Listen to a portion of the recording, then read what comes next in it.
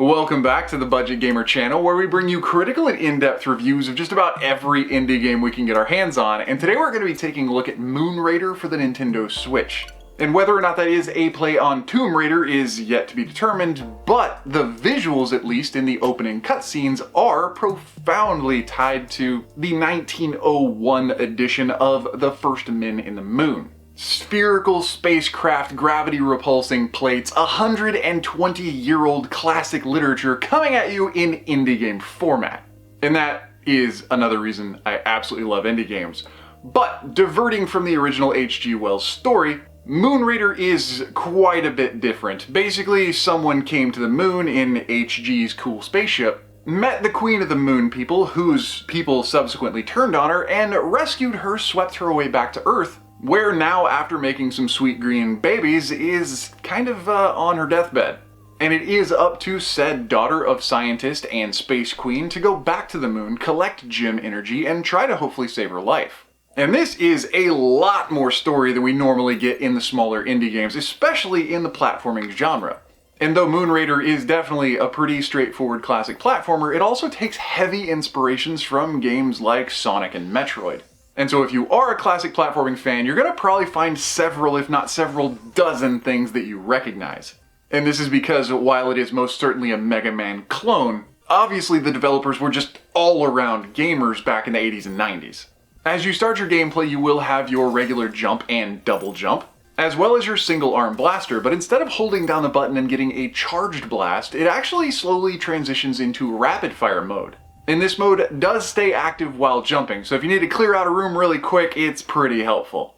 But while jumping and shooting is pretty much par for the course for any Mega Man clone, after your first boss fight, you do unlock a pretty OP ability that's going to help you propel yourself all the way through the rest of the game. Learning how to use gem power for yourself unlocks some sort of uber dash that not only pretty much one-hits any minion in the game, but also helps you skip damage and propel yourself pretty much as far as you want to go across the screen in any direction. And as you can imagine, in certain platforming situations, this is really helpful, but it does come with one caveat. Such a powerful move is reliant on gem energy. Thankfully though, you can get gems by killing or destroying anything in the game, and yes, there is liberal amounts of stuff to destroy. And if you do get in a pinch, you can exit the level and come back in through one of the Mega Man style exit portals, and all destructible objects and enemies will be respawned, so farming is pretty simple. Level design is also pretty simple, as is the enemy portfolio in the game, with reskins and only occasional new enemies added the further you get into the game. Many enemies will just be damage on touch, but a few will have ranged attacks. But while overall they aren't that diverse, one of the biggest praises I have for the game is its enemy placement. Because if you're not familiar with game design, designing levels and where enemies are and how they can attack, and even their attack ranges and hitboxes, is a pretty difficult task that takes a lot of practice. And while the levels are arguably short, and there are a few other areas of Moon Raider that do need some polish, enemy placement is not one of them. Boss fights as well are kind of unique in Moon Raider, as that the bosses themselves are also after gem energy, so you'll start every single boss fight with 0 power, because they kind of take it from you at the start of the battle. Which means that all of the boss fights will rely on your simple platforming abilities with your simple blaster.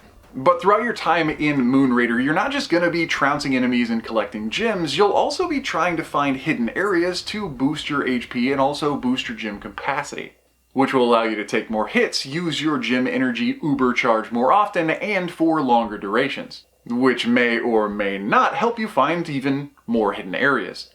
And as a fairly simple and direct platformer, there's really not that much more to talk about as far as the level design or the game mechanics, other than that some people might be a little bit frustrated that the attack button isn't mapped to A, and therefore you might be finding yourself accidentally spending a little bit of your gem energy by accidentally using your charged move.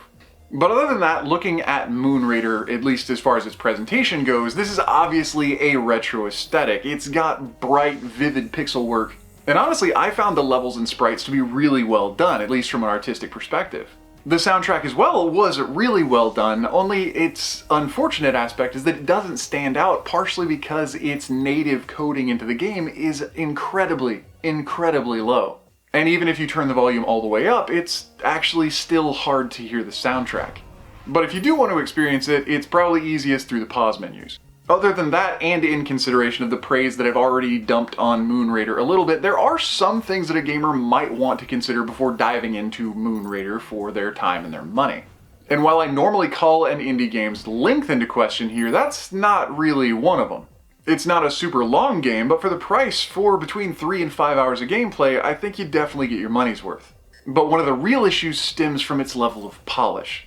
There's a lot of mechanics in the game, there's a lot to do, there's crazy different environments to experience, not just in reskin and color palettes, but in actual performance, from water levels to ice levels to desert levels, from levels with more of a lateral traverse to an actual vertical ascension. And even though your moves and abilities don't change and the enemy profile isn't too big, the game overall is a really satisfying experience, but there are just a couple things that get a little irksome. One of which is the fact that it's kind of difficult to use actions at the same time, whether it's jumping or turning your firing trajectory or shooting and jumping. There's going to be times when you need to do multiple actions at once, and some of the actions will interrupt others. And sometimes this can cause your character to just freeze mid-jump and drop straight down, and if that's over spikes, well, there goes some health. Thankfully though, unlike Mega Man, spikes aren't a one-hit kill. Which does, if you were already thinking of it, bring the difficulty level of the game down just a bit. So for hardcore Mega Man fans or any sort of Metroid fan, that might be a bit of a deal breaker. Otherwise though, if you like them and you just don't want to be punished, this difficulty level is set pretty well. Other than that, it's difficult to say that Moon Raider actually brings anything new to the table as far as any of the genres that it seeks to combine. Combining them was cool and it made a really fun experience, or at least I enjoyed it. But past those points of frustration, it was kind of difficult to say that it was anything particularly unique. That is, other than reliving a 120-year-old story from classic literature. Well, to the extent of the opening visuals, I suppose. But in all honesty, having played the game and sat on it for 2 or 3 days because I looked at other people's reviews and they were really poor. I just thought I needed extra time to consider it to make sure I wasn't missing something epic, because I did have a really good time with the game.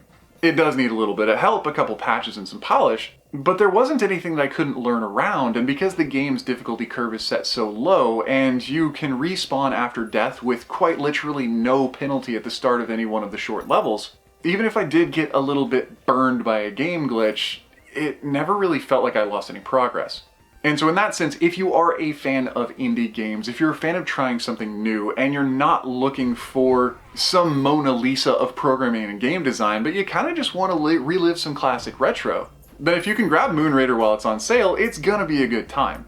But anyway, that does about bring us to the end of the review of Moon Raider now on the Nintendo Switch. So if you enjoyed the review, or especially if you found it helpful, feel free to throw us a comment or a like to show your support, and don't forget to click that little bell icon when you subscribe to stay updated with the latest content, because as you can see, there are new and unique indie games coming out literally every single day. And as we are one of the only YouTube channels that exclusively covers indie games, whether it's an easy hard pass or an absolutely unforgettable gem, chances are if it's on the Switch, you're gonna find out about it right here. But anyway, this has been The Budget Gamers. As always, thanks for watching.